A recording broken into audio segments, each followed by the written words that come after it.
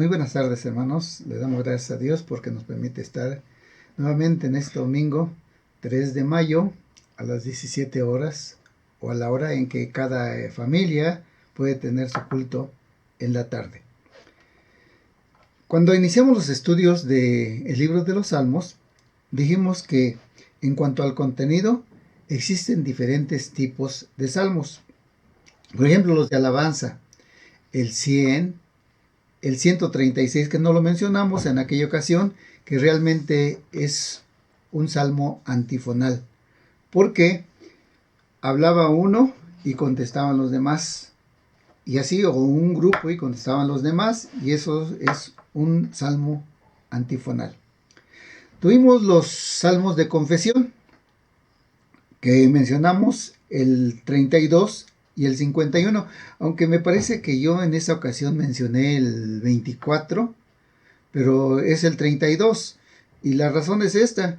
Bueno, ustedes, como dice segundo a los Macabeos capítulo 15, si es imperfecto o mediocre, perdóneseme, pero pues a veces está uno hablando y se equivoca uno, y pues perdóneseme, porque como me está llegando, ustedes saben que me está llegando la juventud de repente, a mis 75 años, o casi 75, pues ya no es tan fácil estar hablando y recordando así rápidamente los pasajes.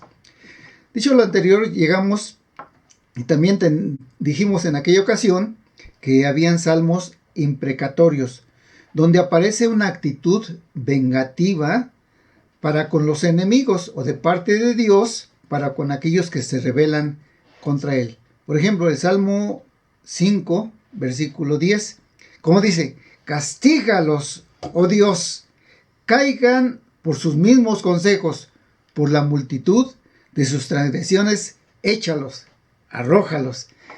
Ese es un salmo imprecatorio. Pero también dijimos en aquella ocasión que habían salmos personales. El Salmo 3 es un salmo personal, porque David lo escribió en una etapa difícil. Bueno, ¿qué digo? Difícil, muy difícil de su vida como rey, pero también muy difícil porque hubo problemas serios, muy difíciles en su familia. Por ejemplo, ¿recuerdan ustedes que uno de sus hijos, de nombre Amnón, tomó, pero ultrajó a su hermana? Bueno, a veces decimos media hermana, pero a su hermana, a Tamar. Entonces, Absalón, que era hermano de padre y madre de Tamar, se vengó de Amnón. ¿Y qué hizo? Pues lo mató. Entonces, fíjense, si analizamos esta situación, un medio hermano con los otros dos hermanos estaban en conflicto y un problema difícil. Como consecuencia de eso, ¿qué cosa hizo David? Pues David entonces lo retiró y lo mandó a Jesús y le dijo: ahí te vas a estar para toda tu vida. Lo sacó de Jerusalén y se fue a Absalón. Absalón pues estuvo allí, le pareció que no era correcto eso, pero pues tuvo que aceptar lo que el rey ordenó. Pasado el tiempo, Absalón pensó muy astutamente. Recordarán ustedes. ¿Qué cosa hizo Absalón? ¿Recuerdan? Pues Absalón dijo: necesito que venga el general del ejército de mi padre. El general del ejército de David se llamaba Joab. Joab no quería ir. Lo mandó llamar una vez y no fue. Y lo mandó llamar otra vez. Ante la negativa de Joab, ¿qué cosa hizo Absalón? Pues mandó quemar todo un sembradío de Joab. Inmediatamente, pues, Joab supo que fue Absalón el que mandó a sus criados a quemar su sembradío y fue inmediatamente a reclamarle. Pero llegando era muy astuto Absalón. Le pidió que él quería regresar a Jerusalén, donde estaba su padre. Joab, después de escuchar a Absalón, accedió a que Absalón regresara a Jerusalén, y entonces recordarán ustedes que fue con David. Y él le pidió a David que le permitiera regresar a Absalón. Regresa Absalón, y entonces, ¿qué dice la palabra de Dios? Fue con astucia nuevamente actuando en esos días. Porque se sentaba a la puerta y venía la gente. Y venían a escuchar, o que más bien que el rey escuchara a esas personas que tenían algún problema. ¿Y qué decía Absalón? Tus palabras son justas, son buenas, mas no hay quien te oiga de parte del rey. Venía uno y lo mismo, y venía otro y lo mismo. Entonces, ¿qué les decía él? Además, ¿quién me pusiera por juez en la tierra? Para que viniesen a mí todos los que tienen pleitos o negocios, que yo les haría justicia. Se ganaba a la gente, se empezó a ganar a la gente. Pero algunos, pues era hijo del rey, querían inclinarse ante el rey.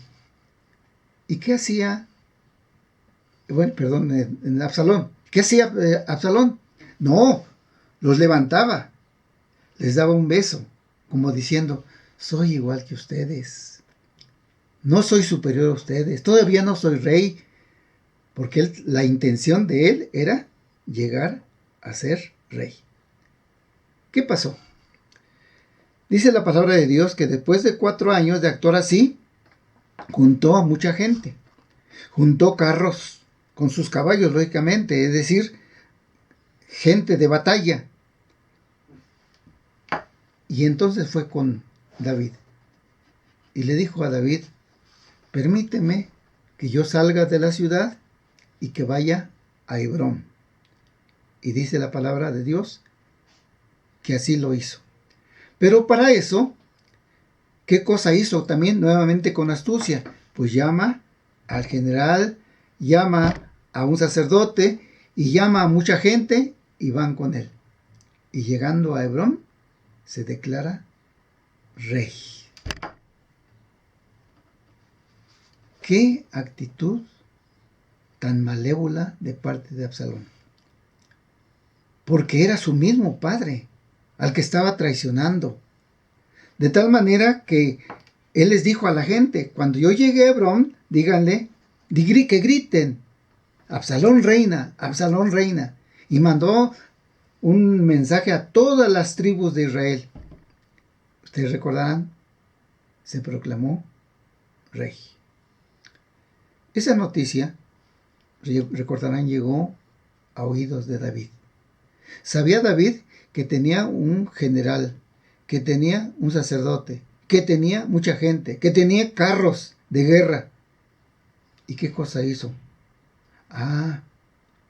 Dijo David, salgamos. Y salió con su familia y apresuró a su familia que salieran, que se fueran. Y a los que estaban con él, a los cereteos, a los peleteos, es decir, era gente que había traído de otras naciones y que ahora estaban dispuestos a servir a David. Y les dijo él, no, quédense ustedes. Y ellos dijeron, no, fueron fieles a David. Empezó a huir David y se fue a las partes montañosas, se fue al desierto porque estaba huyendo de su propio hijo, porque ya Absalón había llegado a Jerusalén y había tomado el trono. ¿Qué sucedió? Estaba huyendo cuando escribió este Salmo número 3. ¿Qué enseñanzas tiene este Salmo 3? Bueno, podemos encontrar, en primer lugar, versículos 1 al 2. ¿Quieren leerlo, hermanos? Yo voy a leerlo, o sigan ustedes la lectura que voy a hacer, y lo voy a leer en voz alta. Oh Jehová, cuánto se han multiplicado mis adversarios. Muchos son los que se levantan contra mí. Muchos son los que dicen de mí, no hay para él salvación en Dios. Lo primero entonces que encontramos en estos dos versículos es un lamento. En la parte a la derecha, ustedes van a ver que dice Selah. Es decir, es una pausa para que la gente meditara en lo que estaba escribiendo David, y nosotros también tenemos que ver esos dos versículos y empezar a meditar qué es lo que dijo David en esa ocasión. Pues estaba diciendo que muchos enemigos se habían levantado, y era una realidad. Absalón, el general Joab, el consejero de David, Ahitofel, y muchos hombres de Jerusalén que estaban ya con Absalón. David no quiso tomar represalias contra su propio hijo, no quiso vengarse, sino recurrió a su Dios, a Jehová, lamentándose delante de Dios. David mismo asentó en este salmo lo que decía la gente: no hay para él salvación. Bueno, eso decía la gente, pero David sabía que contaba con la ayuda y con la presencia de Dios en su vida, porque siempre David estuvo consultando con Dios: ¿saldré a la batalla? ¿No saldré a la batalla? ¿Iré, Señor? Siempre consultaba con Dios. Entonces David sabía que contaba con Dios. Pero lo que también observamos, el por qué David actuó en esa forma. No tuvo un carácter firme. Y eso tenemos que asentarlo en este día. Le faltó carácter en esta ocasión a David. Bueno, pero era su hijo, alguno va a decir. Pero sí, le faltó carácter para tomar alguna decisión firme aún contra su propio hijo. Y miren, tenemos algunas enseñanzas también en esta parte. Porque en ocasiones a los padres nos hace falta decir no, cuando debemos decir no. O nos debemos decir sí, cuando tenemos que decir sí. Debemos ser firmes en nuestras decisiones. Pero a veces nos falta un carácter firme. En ocasiones, así somos los varones. Como no queremos tener conflicto con los hijos, ¿qué hacemos? No, pues le decimos, si viene el hijo: oye papá, ¿me permite salir y voy a regresar como a las 10 u 11 de la noche? ¿Qué decimos? Habla con tu mamá. Es decir, le echamos la carga a la mamá en lugar de decir no, hoy no sales. O sí te permito, pero debes estar a tal hora aquí en la casa. Es decir, a David le faltó firmeza en su carácter en esta ocasión. Lo segundo que vemos en este salmo lo encontramos en los versículos 3 y 4, donde elevó una oración, pero una oración sabiendo que Dios le iba a contestar. Miren, ¿quieren leer conmigo? Lean cómo dice, versículos 3 y 4. Mas tú, Jehová, eres escudo alrededor de mí, mi gloria y el que levanta mi cabeza. Con mi voz clamé a Jehová, y él me respondió desde su monte santo. En su abatimiento, ese abatimiento se cambia totalmente ya en estos dos versículos, porque denota aquí o demuestra aquí David su confianza absoluta en Dios.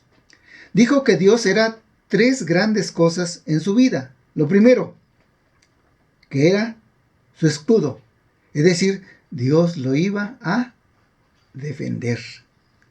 Segundo, que era su gloria, es decir, que cuando David nada tenía que atesorar, Dios era su gloria.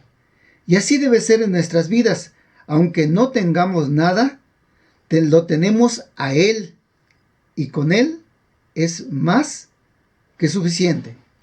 En tercer lugar, en este aspecto dijo que era el que levantaba su cabeza. Y así debe ser en nuestra vida. No podemos asumir siempre una actitud de derrota, sino levantar la cabeza, porque Dios está con nosotros. Y como el apóstol San Pablo decía, si Dios con nosotros, ¿quién contra nosotros? Y eso lo saben ustedes, hermanos, en la epístola a los romanos. De la misma manera, ante la situación que estamos viviendo, hermanos, en esta semana, porque es la quinta semana que estamos con esta pandemia, debemos, hermanos, tener fe en el Señor, pero no una fe ciega, sino una fe razonada, creyendo que Dios en su providencia va a terminar con esta pandemia. ¿Cuándo? No es cuando nosotros determinemos, aunque tengamos mucha fe. No, es cuando el Señor determine cuándo va a terminar. No tentemos a Dios, porque ese es el caso de muchas personas. Tientan a Dios, y ustedes saben que en esos días tuvo que sacar nuestro gobierno, bueno, el gobierno del Estado de México, y particularmente de un municipio, que iban a clausurar los templos, porque tanto católicos como cristianos evangélicos no querían cerrar sus templos. ¿Y qué decían los cristianos evangélicos? Es que nuestro Dios va a quitar todo. Tenemos una fe grande, y Dios lo va a hacer en estos días. Hermanos, tenemos que pensar en una fe razonada, no una fe ciega. Porque a veces tentamos a Dios. Es como aquella persona que decía, me voy a poner un paño en mis ojos, no voy a ver. Ahí hay una autopista. Y yo sé que Dios, por fe, yo me voy a lanzar, y aunque estén pasando los carros a 100 o más de 100 kilómetros por hora, yo me voy a lanzar porque Dios me va a salvar. Yo tengo esa fe. Esa fe es una fe ciega, no es una fe razonada. Y nosotros los cristianos tenemos una fe razonada, no una fe ciega. En tercer lugar, los versículos 5 al 6 nos presentan una seguridad completa, total, perfecta en el Dios de David y en el Dios nuestro. Miren cómo dice, yo me acosté y dormí y desperté porque Jehová me sustentaba. No temeré a 10 millares de gente que pusieren sitio contra mí. Y esa debe ser nuestra actitud ante el peligro. Si aclamamos a Dios, debemos tener la certeza de que Dios nos escuchó, porque vinimos a Él en muchas ocasiones, y ahorita estamos viniendo también para que Dios escuche nuestra plegaria. En consecuencia, debemos descansar en los brazos del Señor y dormir tranquilamente, porque hay mucha gente que se acuesta y está pensando, ¿y si a mi familia le viene esta enfermedad, esta pandemia? ¿Y si mis hijos? Y no duermen. Toda la noche están pensando en eso. ¿Por qué no creemos lo que dice esta expresión? Yo me acosté, dormí y desperté. Con tranquilidad, que descansemos en los brazos del Señor, porque Él nos va a sustentar. Aunque tengamos millares de enemigos, y en estos días pues son millares de virus o de microbios que andan en todas partes y que nos están acechando. Y debemos tener confianza en el Señor. Si nos enfermamos, bueno, Dios sabe por qué nos enfermamos. Gracias a Dios que en estos días sabemos que nuestro hermano Salatiel estuvo también propenso a eso. Gracias a Dios estuvo con fiebres altas. Su esposa sí tuvieron que llevarla al hospital. Pero gracias a Dios ya salieron. 15 días estuvieron enfermos, pero gracias a Dios ya están en pie. ¿Y qué? Porque gracias a Dios los sacó de esa enfermedad. Y esa es la confianza que debemos tener. Y aunque tengamos millares de enemigos, algunos tenemos enemigos gratuitos, que son hombres o mujeres, que hablan en contra de nosotros y pueden hablar en contra de ustedes, hermanos, pero tengan confianza en que Dios es el que los va a defender. Y como decía San Pablo, no os venguéis vosotros mismos, amados míos, sino dad lugar a la ira de Dios, porque escrito está, mía es la venganza, yo pagaré, dice el Señor. Y en cuarto y último lugar, los versículos 7 y 8 nos instan a un ruego permanente, porque en ocasiones nos cansamos de orar, nos cansamos de pedir. Y tenemos que pedir, hermanos, porque de veras, en ocasiones tenemos esos enemigos que solamente podemos pedirle a Dios. Trata con ellos, Señor. Yo no quiero vengarme, ni me voy a vengar nunca, porque así está en tu palabra. Trata con ellos. Es decir, que tomemos esa actitud que dice la palabra. Si tu enemigo tuviere hambre, dale de comer. Tuviere sed, dale de beber. Que haciendo esto, ascuas de fuego amontonas sobre su cabeza. Porque sabemos que en último lugar dice el versículo que de Jehová vendrá la bendición. Y termino con esas palabras. Este salmo es un salmo que nos insta a confiar siempre en nuestro Dios. Hermanos, no dudemos que ante cualquier situación difícil que se nos presente en esta vida, y aunque se levanten enemigos gratuitos contra nosotros, tenemos a Dios, el cual tomará nuestra causa, vengará nuestra causa y nos bendecirá como familias, como hijos de Dios. Y Dios los bendiga. Nos vemos.